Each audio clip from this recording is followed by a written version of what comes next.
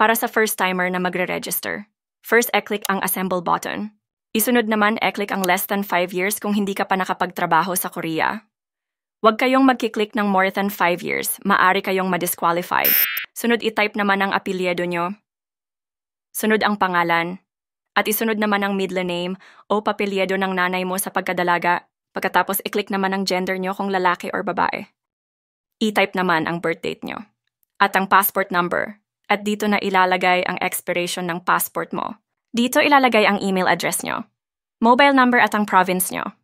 Ilagay din ang city, create din ng password na madaling tandaan, type ang password.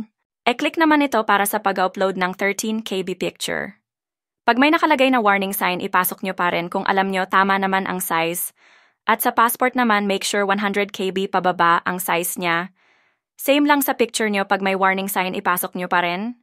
Papasok yan. Bago nyo i-click ang submit, make sure tama ang mga details nyo para hindi ma-disqualify. At kung alam nyo, nagkamali kayo sa mga details nyo at na-submit nyo na, gawa ulit kayong bago, pero ibang email address nyo. Follow for more information.